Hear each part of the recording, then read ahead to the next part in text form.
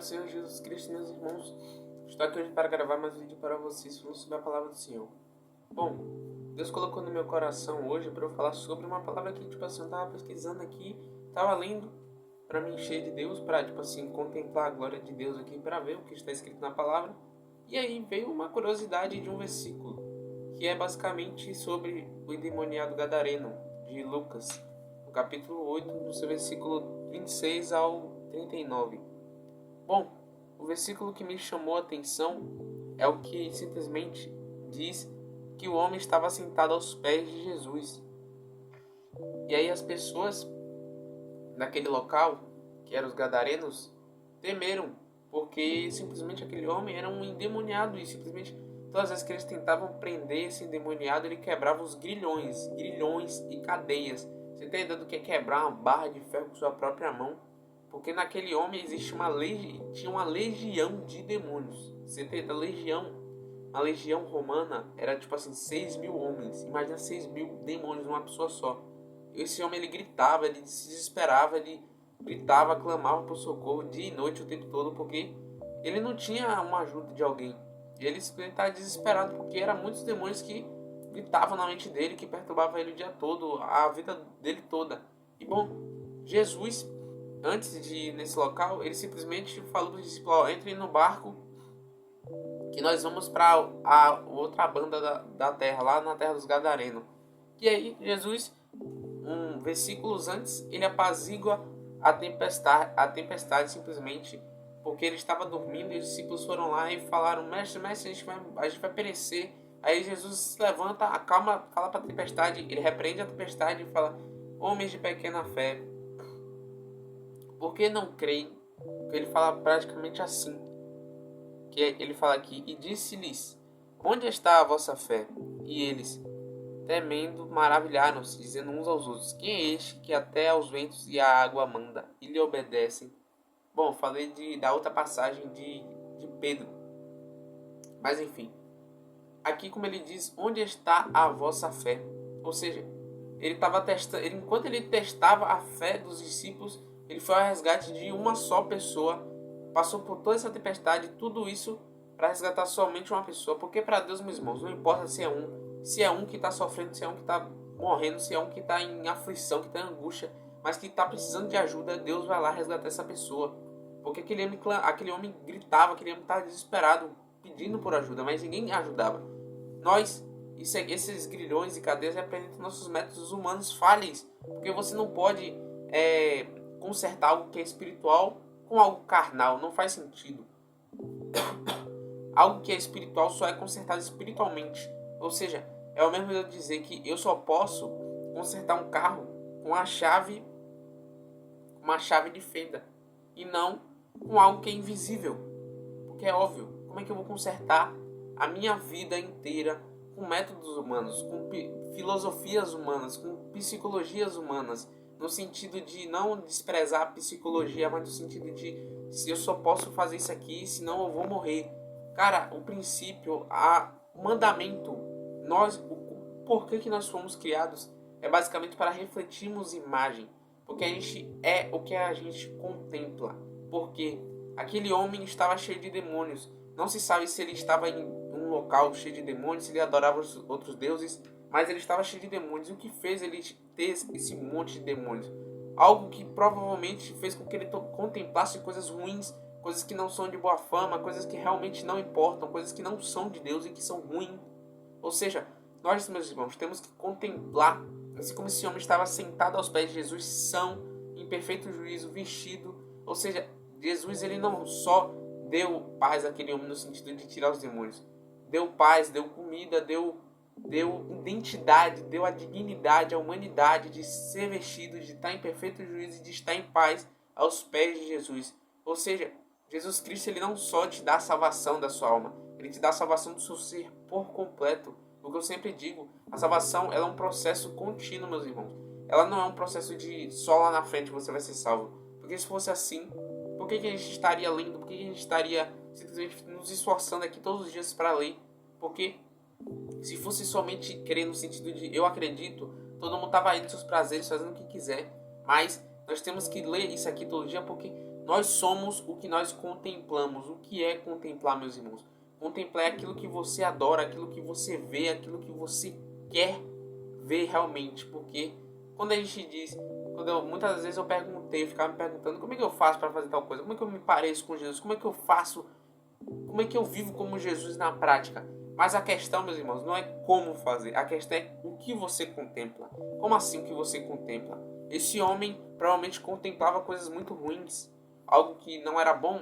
Ou ele foi exposto a uma cultura devido à sua família, seus pais, a uma cultura que era gentílica, que não adorava verdadeiramente a Deus.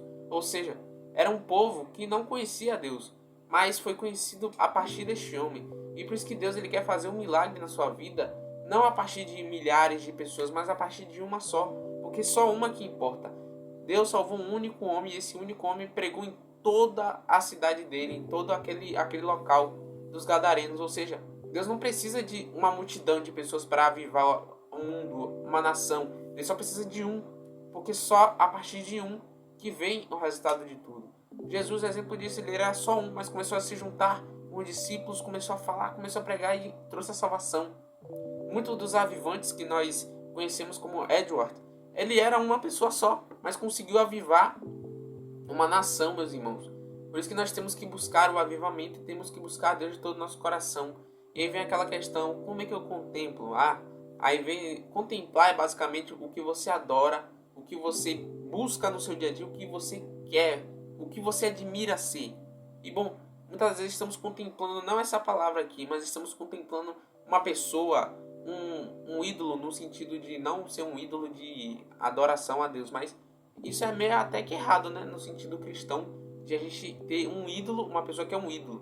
Porque a gente não pode ter ídolos, a gente só tem um Deus. Aquela pessoa que você gosta, admira, tudo bem você gostar de um jogador de futebol, de uma pessoa, mas você admirar no sentido de eu quero ser que nem esse cara, eu quero ser que nem esse cara, e ficar sua vida baseando sua vida nele, você está fazendo errado, cara. Porque sua vida, ela tem que se basear em Cristo Jesus. Você é o que você contempla. Nós seres humanos somos como um espelho. Porque eu simplesmente não posso vir ali e vamos dizer que alguém te diz, seja manso. Você não pode falar para um espelho para ele ser manso. A não ser que você vire ele, reflita ele em algo que é manso, alguém que é manso. O que é manso? Jesus Cristo. Porque um espelho, ele só reflete, meus irmãos. Se você bota o espelho na frente de uma pessoa orgulhosa, o espelho vai ser orgulhoso. E quem é esse espelho? Somos nós. Se você ficar vendo uma pessoa, desde a sua infância, seu pai, sua mãe, alguém que você conviveu, você vê que essa pessoa é orgulhosa, você vai refletir o mesmo caráter dela. Ou seja, nós só apenas refletimos o que nós vemos. Ou seja, meus irmãos, que nós venhamos ver somente essa palavra. Não estou dizendo que você só pode ver a palavra, que você nunca mais pode olhar para mais ninguém, que não. É no sentido de, em vez de você basear sua vida em preceitos, em conceitos, em coisas que são deste mundo, em coisas ruins, baseie-se em Jesus. Baseie-se em ser manso. Baseie-se em ser humilde, olhando para Ele. Porque você não vai ser humilde e manso forçando ser alguém. Você não é autêntico. Não tente ser você mesmo. Esse ser você mesmo é a maior mentira do mundo. Porque ser você mesmo, você não consegue produzir algo por si só. Você não é Deus para, pum, eu sou manso, eu sou forte, agora eu sou isso aqui. Não, você não consegue isso. Sozinho não. Do nada você não consegue. Mas se você pegar essa Bíblia e começar a ler, ver o que Jesus fez, os milagres de Jesus, você vai começar a ver que, caraca, mano, esse homem aqui, ele é muito gentil, ele é muito humilde, e você começa a se fascinar.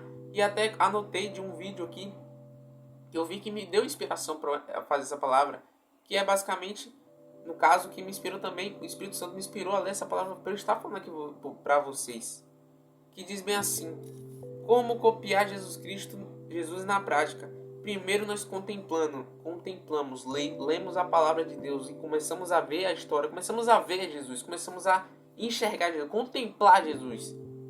E aí vem o fascínio, a gente fica fascinado, caraca, esse homem ele realmente era um homem muito bom, um homem muito gentil, muito bondoso. E vem a adoração após isso. A adoração é aquela explosão, meu Deus, eu preciso adorar.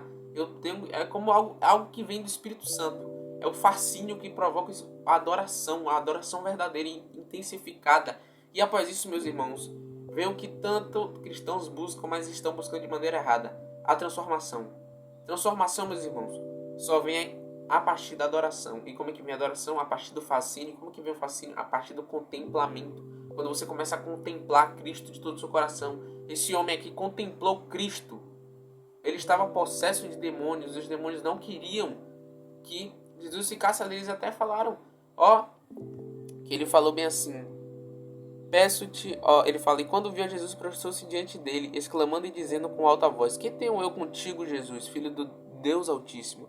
Peço-te que não me atormentes. Ou seja, quando os demônios contemplam Jesus, eles não conseguem contemplar Jesus, sabe por quê?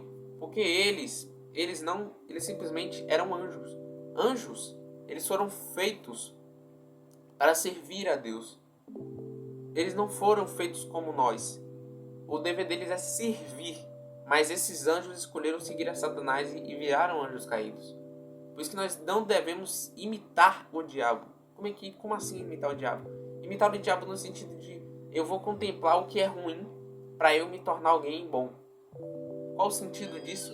Não faz sentido eu contemplar o cara lá que joga futebol, que eu vou ser igual a ele. Cara, não é sendo baixa autoestima, mas no sentido de do que adianta você gastar sua vida tentando ser que nem esse cara, se você pode ser o Cristo. Não no sentido de virar Jesus, mas no sentido de refletir a Jesus. O que você acha melhor? Refletir alguém que é orgulhoso, que é egoísta, que se acha que é bilionário, mas que não tem uma vida boa, que não está completo por Cristo? Ou você acha melhor ter uma mente sã, uma mente de paz, equilibrada, estar sã de mente, estar equilibrado e refletir o caráter de alguém que é bom? Porque Jesus Cristo só nos oferece coisas boas, apesar de parecer ruim o processo da transformação. Por quê? O processo da transformação é um processo doloroso, é um processo que envolve sacrifício, é um processo que envolve muito de nós, não muito no sentido de te massacrar, mas no sentido de pedir o máximo de você, porque Deus ele quer conhecer, ele quer ser conhecido por nós.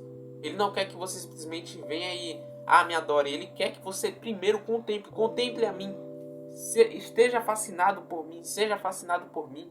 Depois disso vai vir uma adoração natural, você não vai precisar forçar. A única coisa que você tem que fazer é pegar essa Bíblia aqui, contemplar, contemple Jesus.